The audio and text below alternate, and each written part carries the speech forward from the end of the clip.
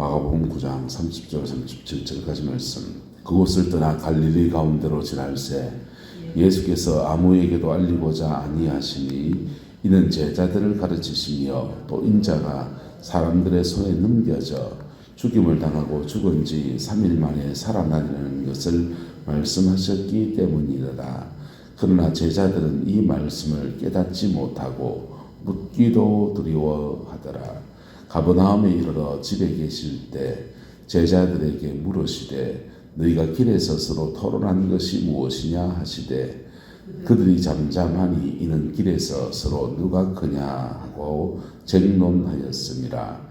예수께서 앉으사 12 제자를 불러서 이르시되 누구든지 첫째가 되고자 하면 무사람의 끝이 되며 무사람을 섬기는 자가 되어야 하리라 하시고 어린 아이를 하나를 데려다가 그들 가운데 세우시고 안으시며 제자들에게 이르시되 누구든지 내 이름으로 이런 어린아이 하나를 영접하면 곧 나를 영접함이요 누구든지 나를 영접하면 나를 영접함이 아니요 나를 보내신 이를 영접함이니라. 아멘. 이 말씀의 축복과 은혜가 저와 여러분과 우리 내남주의 교회 가운데 충만하게 되기를 예수 이름으로 축복합니다. 예수님께서 갈릴리로 이렇게 지나가시는데 아무에게도 알리고자 아니하셨다라고 했습니다. 예수님은 복음을 전하러 오셨어요. 근데 제자를 양육하려 할 때는 사람들과 좀 구분되고 그리고 많은 사람을 만나는 대중적 사역보다는 좀 따로 은밀한 일들을 많이 행하셨습니다. 그래서 예수님의 사역을 자세히 분석해 보면 전반기는 주로 대중 사역이 많고 후반기로 가면 이제 제자들에게 집중합니다. 제자들에게 집중해서 제자를 길러냅니다. 할렐루야. 우리의 목회가 대중 사역, 복음을 많이 전해서 많은 사람을 전도하고 양육하는 사역 중요하지만은 때로는 깊은 제자도의 삶들을 길러내는 일들이 대단히 중요한 것입니다. 할렐루야. 그 제자들을 길러내는 데 있어서 주님은 어떤 방법을 사용했느냐. 첫 번째는 복음이에요.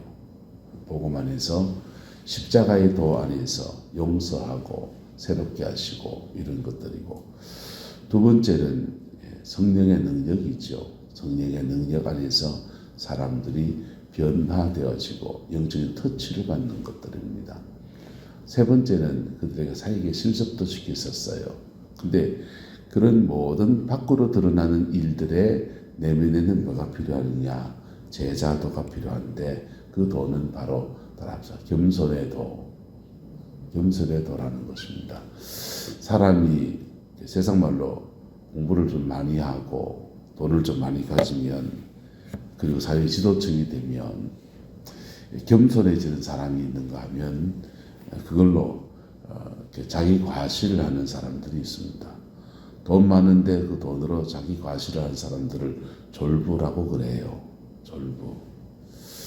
공부 많이 했는데 자기 과시하는 사람들을 뭐라고 해야 될까요? 그 적당한 말이 없어요. 근데 어쨌든 비슷합니다. 사람들은 자기가 가진 것들로 자기를 과시하는데 쓰고 싶어 해요. 그리고 심지어 성령의 능력과 은사를 가진 사람들은 누가 더 능력이 크냐, 누가 더 능력이 작냐 이런 데 대한 초점들이 들어있을 수 있습니다. 우리는 뭘 하나 가져도 제자도에서 밖으로 이렇게 예수님 제자를 부를 때 이런 뜻으로 불렀어요. 자, 정도가 자라나는 과정입니다.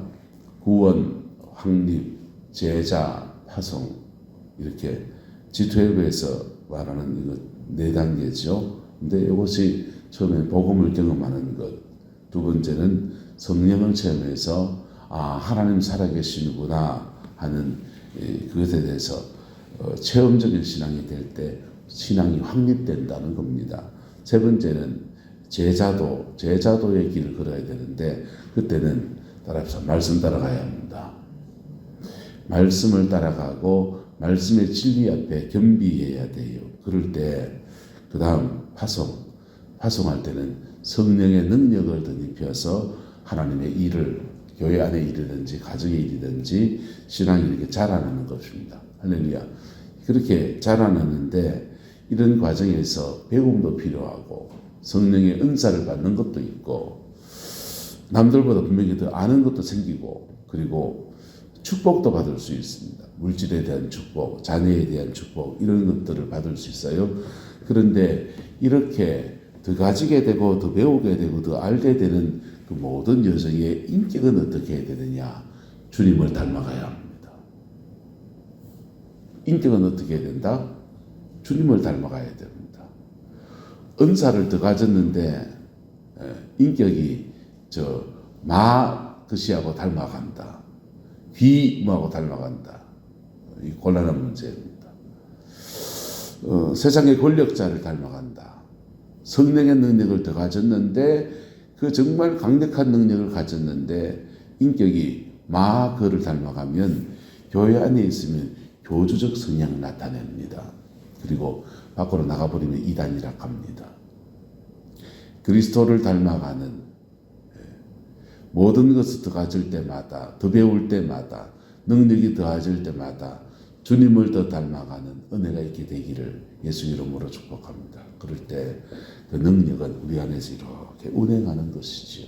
그리고 겸손의 도에 주의 영광이 늘 함께하는 것입니다. 겸손의 도의 극치는 누구냐? 바로 예수 그리스도이십니다. 예수님은 이 땅에 오셨을 때부터 말구유에 태어나시고 그리고 겸손하여서 죽기까지 하나님께 복종했습니다. 그래서 십자가에 죽기까지 겸손하셨습니다. 사람들 앞에 하나님 앞에 겸손은 사람 앞에 겸손함과 조금 달라요. 우리는 예의 바르는 것을 겸손이라고 생각합니다. 아니요. 예의 바른 거예요. 하나님 앞에 겸손은요. 하나님의 명령하심 앞에 굴복하는 것입니다. 너 빨가벗고 십자가에 달려. 네. 그러는 것입니다. 창에 찔려. 네. 가시관을 뒤집어 써. 네. 공포를 맞고 공포를 메고 조롱당하는 견뎌. 네. 그게 예수님의 겸손입니다. 십자가의 도까지 겸손해지셨습니다. 주님을 닮아가는 인격과 성령의 능력과 복음 안에 주어지는 온전한 열매들은 이게 밖으로 드러나는 화려함과 안에 있는 내면의 깊은 인격 안에서 이렇게 조화를 이루어 가야 합니다. 오늘 시대에 우리 모두는 제자들도 근데 길에서 노중에서 무엇 했냐? 주님은 시간 따로 빼서 이 사람들과 가르치려고 십자가의 죽으심과 의미들을 깊이 설명해 주시려고 사람들을 만나지도 않고 제자들에게 집중하는데 죄송합니다. 이놈의 제자들은 지금 뭐 하고 있냐? 이 말씀을 깨닫지도 못하고 묻기도 두려워하고 그리고는 주님이 제자들을 물으시되 너희가 길에서 토론한 것이 무엇이냐? 이렇게 물으시니까 그들이 잠잠 할 말이 없었다. 왜? 부끄러워가지고 부끄러워했습니다. 길에서 서로 누가 뭐하냐? 크냐라고 쟁론했다는 것입니다. 누가 크냐 하면 누가 나섰겠습니까? 아마 베드로가 제일 형이고 그리고 주님이 데리고 다니실 때 베드로, 야고보, 요한을 데리고 다니니까 12제자 가운데 가장 어떤 수된 베드로 그 다음에 야고보, 요한 이래 되는데 야고보, 요한은 둘입니다. 2대1로 붙으면 이제 베드로가 밀리는 거지요. 그다음 엄마까지 대동해가지고 치맛바람까지 일으키면은 이제 베드로는 기댈 데가 없어집니다. 나머지 제자들은 베드로, 야고보, 요한 그 다음은 적어도 우리지 뭐 이런 것들 그런 생각들이 있었을 수 있습니다. 그래서 자기들끼리 도토리 키재기 하듯이 그냥 막 그렇게 누가 더 크냐라고 쟁론했다는 것입니다. 주님은 제자들을 불러서 말씀하십니다. 첫째가 되고자 하면 무사람의 끝이 되며 무사람을 섬기는 자가 되어야 하리라.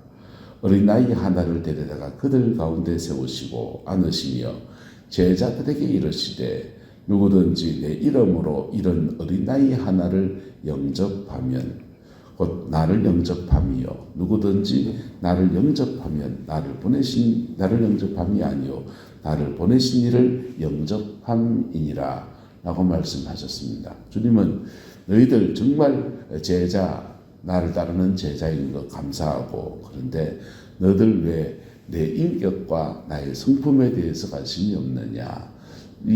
누가 더 크냐 할 때 기준이 뭐겠습니까? 나는 주님 위해서 집도 처자도 다 내려놓고 왔다. 베드로가 아마 그랬을 것 같고, 요한은 내가 예수님 늘 이렇게 기대해서 이렇게 밥도 같이 먹고, 친하기는 예수님과 내 제일 친해 이랬을 수 있고, 야고보는 난 요한의 형이야 이랬을 수 있고, 별 얘기가 다 있었겠죠. 나는 은사가 나타나는 이런 능력이 나타났더라 막 이런 얘기 했을 수도 있고, 나 성경을 배웠는데 읽고 보니까 얼마나 깨달아지는지, 말씀을 줄줄줄줄 설교하면 난 너무 잘할 것 같아 뭐 이런 얘기, 각자의 재능에 속한 것들, 사역의 열매들을 가지고 이런저런 것들을 얘기했을 수 있습니다.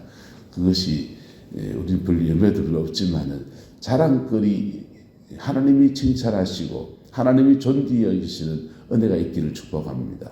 사람의 자랑거리가 아니라 하나님이 기뻐하시는 그 열매가 되기를 축복합니다. 근데 그런 것들에 대해서 마음이 그리 가버리게 되면 무엇을 놓치게 되느냐? 주님은 말합니다.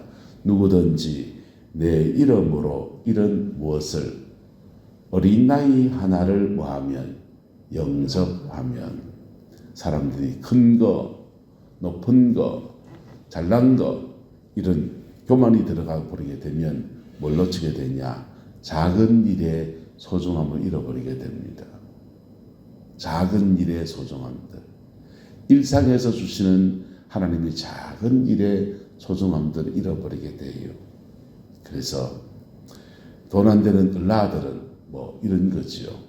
돈 안 되는 을라들은. 그래서 그렇게 되어지게 되면 하나님의 영광이 아니라 다른 것들이 점점 더 자리 잡게 되어집니다.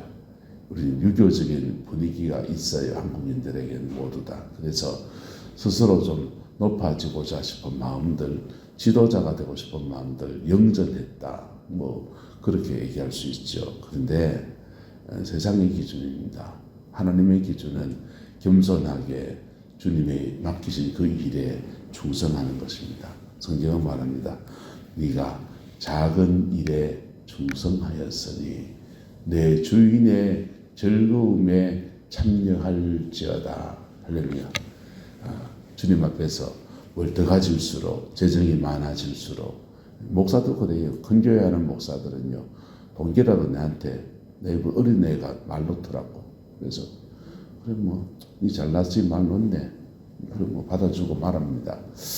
그런데 겸손해도, 목회자건 누구건 하나님 앞에 겸손해도, 그리고 겸손해도 안에서 하나님이 맡기신 작은 일의 가치, 지금 당장 답이 안 나 보이는 작은 어린아이 하나라도 영접하면, 유대인들은 어린아이들을 카운트에 넣지 않았습니다. 카운트에 넣지 않았어요. 성인이 되어야만 상정의 숫자, 사람 숫자에 취급했습니다. 그런데 작은 어린아이 하나 영접할 수 있는 겸손에도 우리 안에 이 인격과 이 성품이 부어지게 되기를 예수 이름으로 축복합니다. 그리고 그 성품 안에서 성도를 자라게 하시는 구원, 확립, 제자, 파송, 능력도 받아야 되고, 그 안에서 말씀도 더해져야 되고, 그 안에서 청지기적 삶 안에서 재정도 더하여져야 되고, 할렐루야. 그럴 때 하나님이 그를 높이 들어서 세우시는 은혜의 역사들이 일어납니다. 세계 역사를 보면 하나님이 들어서는 사람들은 항상은 아니네요. 주로 변방에서 나타납니다. 주변에서 나타납니다. 중심에서 나타나지 않아요. 중심에서 제대로 교육을 받고 제대로 훈련받고 체계적인 가르침 안에서 자라는 사람들이 주의 큰 일꾼으로서 인받는 경우가 별로 없습니다. 왜 그런가? 왜 그런가 하면요, 흥거리 정신이 없어져요. 중심에 있는 사람들은. 두 번째는 하나님 앞에 깊은 투쟁적 기도, 분투하고 쟁론하면서 하나님 앞에 확 깊이 기도하는 기도가 부족해요. 그리고 또 하나는요, 바로 겸손의 도입니다. 겸손하지 않아져요. 그래서 요셉을 하나님은 훈련시키실 때 애고에서 왕실에서 훈련시키지 않고 종으로 팔려가는 수모와 보디발의 집에서 가정 총무하면서 이는지 저는지 봐야 되는 그 여정 속에서 감옥 안에서 변방에서 그를 훈련시키셨습니다. 그런데 그 훈련된 여정들을 다 통과해서 그 총리의 자리에 섰을 때 겸손한 도라서 그에게 주어진 책무들을 묵묵히 잘 감당해내는 모습을 볼 수 있습니다. 하나님이 시대와 역사 속에 오늘날도 마찬가지입니다. 조영기 목사님이 그럽니다. 나는 사관학교 출신이 아닙니다. 이렇게 십자가의 군병이라면 사관학교 출신은 육군사관학교 뭐 이런 사관학교 출신들은 체계적인 교육이나 이런 거 이렇게 바꿔서 목회자로 훈련을 받는다면 그분은 그냥 한국에서 알아주지도 않는 순복음 교단에 그냥 그런 목사님, 선교사님 밑에서 훈련을 받아서 그리고 주류교단에서 늘 이단시되고 그런 변방의 사람으로 이렇게 썼는데 하나님이 그 속에서 은혜를 베푸셔서 그렇게 키우시더라는 겁니다. 문제는 그렇게 크고 난 뒤에도 겸손해야 된다는 것입니다. 할렐루야. 그 변방에 낮아진 그 자리에서 그를 올려서 높이 세우셨는데 높아지고 난 뒤에 교만해진 사람 많습니다. 많습니다. 사람은 쉽게 변하니까. 그러면 또 변방에서 또 사람들을 그렇게 또 길러내시는. 주님은 계속 외곽에서 사람을 뽑아내서 사사시대의 사람들을 보십시오. 주로 뭐 오른손 못 쓰는 사람 이런 사람들 그 열등감 왼손잡이라고 하는 그 시대에 열등감 안에 있는 사람 입다 그런 사람 막 들었습니다. 그 외톨배기 같은 사람을 들어서 그래 사용하는데 그 사람들도 사사가 되고 하나님이 일꾼에 대해서 막 쓰임받다 보면 중심부에 들어다 보면은 이상하게 이상한 옷을 입어서 교만에 빠져버리는 거예요. 그래서 그 자녀대에서 중심부에서 그 자녀를 제일 다른 멘토링에서 그 다음 사사로 지도자로 길러낸 사람 별로 없어요. 또 외곽에서 나옵니다. 사무엘 한나 어머니의 그 간절한 기도 안에서 그 주로 주목받지 못하던 제사장 가문에서 사무엘이 태어납니다. 그런데 그 사무엘의 아들들은요 중심부에서 아버지의 지도를 받으면서 가정 안에서 제사장 가문의 중심부에서 그렇게 양육되어지고 길러지는데 그 사무엘의 두 아들은 여호와를 알지 못하는 겁니다. 그럴 때 하나님 또 외곽에 있는 다윗이라는 사람을 또 불러내서 외곽에서 사람을 겸손의 자리에 있을 수밖에 없는 그 사람을 끌어내서 훈련시켜서 또 들어서고 그 사람 또 그 자녀대에서 중심부에 있다가 또 교만에 빠지면 또 외곽에서 불러내고 이게 역사 속에서 하나님이 해온 일이에요. 우리가 말씀과 기도, 성령의 능력 다 중요하지만 먼저 인간이 되라 하듯이 주님을 닮아가는 겸손한 인격 그 인격을 가진 사람의 표징이 뭐냐? 작은 어린 아이를 존중하는 것입니다. 할렐루야. 저와 여러분 안에 이 은혜가 있게 되기를 예수 이름으로 축복합니다. 어제 안영훈 목사님 통해서 디모데전서 4장 말씀을 저에게 주셨어요. 그 말씀의 요지는 뭐냐? 목회자와 사모로서 너희가 경건한 삶을 살고 그리고 경건의 훈련을 받고 그 다음에 성도들을 말씀과 기도로 잘 양육하면 그들도 그리스도 예수의 좋은 군사가 될 것이다. 그런 예언이었습니다. 굉장히 보편적인 예언이지만은 우리에게 딱 맞는 말씀입니다. 우리 자신의 경건한 삶을 시간을 들여서 넉넉한 시간에 사람 별로 안 올 때 우리를 위한 경건의 시간을 충분히 쌓아가고 그리고 하나님이 주시는 영혼들 속에서 겸손하게 말씀을 가르치고 기도시키고 기도 훈련시키면 그리스도 예수의 좋은 군사가 되어서 그렇게 양육되어지고 세워지는 사람들이 일어나게 될 겁니다. 모든 청들은 제대로 삼기는 사실 어려워요. 그냥 말씀 받고 구원 받고 그 제자들이 훈련받는 과정에서 대부분 돌아가시게 돼요. 이곳에 밤마다 배회하는 젊은 청소년들, 어린 청소년들, 이런 아이들 속에서 작은 어린아이 하나를 영접해내는 겸손의 도가 우리 가운데 있다면 그 일을 감당해 나갈 때 주님의 영광이 이 땅을 덮어줄 겁니다. 그 축복을 함께 누리게 되는 은혜가 있기를 소망합니다. 기도하겠습니다. 좋으신 아버지 하나님, 겸손의 도로 이 땅에 오셨고 겸손의 도로 삶으로 보여주셨고 겸손의 도의 끝에서 세상 죄를 지고 온 어린 양으로서 죽음을 당하신 예수 그리스도를 찬양합니다. 주님을 닮아가고 주님을 따라가는 목사로서 사모로서 주의 일꾼으로서 주님의 능력도 사모하고 주님의 가르침도 사모하는데 주님 특별히 주님의 그 인격을 우리가 닮아가고 따라가고 흉내내가는 은혜가 있기를 소망합니다. 오늘 우리에게 주신 영혼들을 소중히 여길 수 있게 하나님 은혜를 베풀어 주시고 그리고 약한 영혼들, 질병으로 시작한 영혼들, 늦게 예수 믿어서 무엇이 진리인지도 분별하지 못하는 영혼들도 있는데 하나님 이들 안에서 겸손의 도로 그리스도의 복음을 전하며 십자가의 그 능력 안에서 사람을 길러내가는 저희들의 길을 소망합니다. 주님 함께하여 주시옵소서. 주께서 우리를 끌어주셔서 끝까지 사명을 감당하고 하나님의 영광을 이 내난 땅에 드러내며 복음의 아름다운 열매들로 우리 교회가 풍성할 수 있도록 하나님 축복하여 주옵소서. 오늘도 주의 백성들이 일터에서 가정에서 이 모양 저 모양 수고합니다. 학업의 자리에서 고생합니다. 하나님 새 학기 가운데 은혜를 주시고 봄농사 준비하는 모든 여정을 축복하여 주시고 가정 안에서 남편과 아내, 부모와 자녀 사이에 다툼이 없게 하시고 주님이 준 평화와 하나님의 인재가 가득할 수 있도록 은혜를 베풀어 주시옵소서.